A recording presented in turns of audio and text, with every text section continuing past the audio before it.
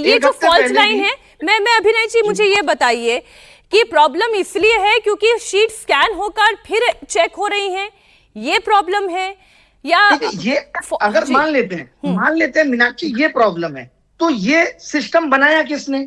आप ही सिस्टम बनाओ, फिर बाद में कहो ऐसा सिस्टम है। क्या किसी ने कहा था कि स्कैन होके आप सीट भेजिए? नहीं ना। हमारे टाइम पे तो एजुकेशन में इतनी दिक्कतें नहीं थी। आज से 10 साल 12 साल 15 साल पहले तो इतनी दिक्कतें नहीं थी। अरे आपने सिस्टम बनाया, आप ट्रांसपेरेंसी चाहते थे कि आप बच्चे को वो कॉपी दिखा पाएंगे। अब उसके अंदर अगर कोई लूपहोल आ गया तो कौन जिम्मेदार है? हम ये कह के नहीं बच सकते कि स्कैन हो रही है इसलिए दिक्कत आ गई। अरे सीबीएसई को जिम्मेदारी किस बात की मिली है? ठीक तरीके से स्कैन कराते।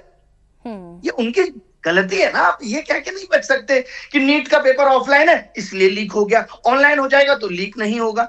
ये सब बातें बना करके आप उन चीजों को जस्टिफाई नहीं कर सकते। बट मेरा दुख ये है जोशी जी कि हम एक हफ्ता पहले नीट पे बात कर रहे थे, उसके बीच में आपने लगातार देखा कि अब जीडी के पेपर पे आवाज उठ गई, यूपीएसआई पे आवाज उठ गई और अब सीबीएसई पे आवाज उठ गई, और हम और आप बस अब डिस्कशन करते रह जाएंगे। अब मुझे ऐसा लगता है कि इसके सॉल्यूशन किससे मिलेगा? अब आपको इस राजधर्म में हम लोगों के साथ साथ शिक्षा मंत्री, उन जिम्मेदार लोगों को भी बुलाने की जरूरत है जिनकी वजह से ये सब झेलना पड़ रहा है। अब आप मुझसे कह रहे हैं तो मैं आपके सामने बात रख दूं कि मैंने वहां भी कोशिश की थी लेकिन अभी कोई बोलने के लिए तैयार नहीं है, तो मैं तो अपनी बात रखूंगी।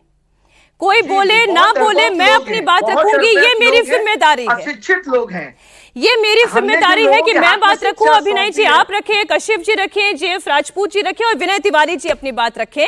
ये इंपॉर्टेंट है। बात यूं ही लेट गो हो जाए कि होता है, चलता है, होता रहेगा, ये जिम्मेदारी से कोई पल्ला झाड़ नहीं सकता। त्रुटियों पर जवाब देना होगा, हम तो सवाल पूछते रहेंगे। विनय तिवारी जी अब मेरा सवाल आपसे ये है कि अब ये एफएससी का इशू क्या हो गया? क्योंकि जो रिपोर्ट्स मैंने देखी हैं, मैं अभी थोड़ी देर में दर्शकों के सामने ये रिपोर्ट्स रखूंगी भी, कि जहां पर एग्जामिनेशंस के लिए सेंटर पर पहुंचे अभ्यर्थी, कहीं पे चेयर की कमी है, कहीं पे कंप्यूटर काम नहीं कर रहा, कहीं पे नेटवर्क हैंग हो गया, कहीं सर्विस प्रोवाइडर जो है जो सर्विस है वो नहीं हो पा रही है, नेटवर्क नहीं है। ये तो मुझे हैरानी हो रही है कि ये इस तरीके की सिचुएशन में फिर आप एग्जामिनेशन कॉल कर ही क्यों रहे हो? तो पहली पाली में तो एग्जाम हो गया, दूसरी और तीसरी पाली का कैंसिल हो गया। उसके पीछे सबसे बड़ी समस्या ये है कि असल में एसएससी ने तैयार ही नहीं एग्जाम कराने के लिए। ये भी एसएससी जीडी की एग्जाम डेट उन्हें देनी पड़े, उनके ऊपर प्रेशर बनाया गया, क्योंकि उन्होंने एग्जाम तो बहुत पहले 2 महीने पहले लेना था, लेकिन डेट टालते गए और 2 महीने बाद आनंद फानंद जिसे कहते हैं ना, मजबूरी में कि हमें 2026 का कैलेंडर स्टार्ट करना था, उसकी प्रेशर में इन्होंने एग्जामिनेशन की डेट दी। और एसएससी जीडी का एग्जाम पिछली बार भी इसीलिए टाला था क्योंकि इसमें बच्चे ज्यादा हैं फॉर्म भरने वाले। तो जिसको 50-60 लाख बच्चा फॉर्म भरेगा उस पेपर को कंडक्ट कराने के लिए इनके पास इंफ्रा है ही नहीं। और ये तो 30 लाख में जब जाहिर हो गया था जब एसएससी सीजीएल और सिलेक्शन पोस्ट फेज 13 का एग्जाम हुआ था, उससे ही शुरू हुआ है। और तब से लेकर के एसएससी के पास सारी रिपोर्ट जा रही है।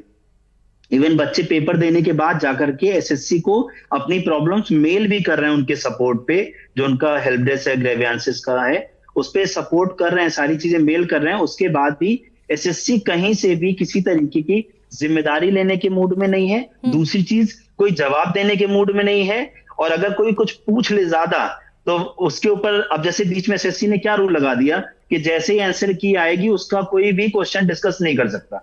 ये तो बिल्कुल ऐसा हो गया कि अरे जब बच्चे ने पेपर दे दिया, अब उसकी आंसर की आई है तो उसको हम लोग को भी मना कर दिया कि कोई टीचर डिस्कस नहीं कर सकता, कोई बच्चा किसी से डिस्कस नहीं कर सकता।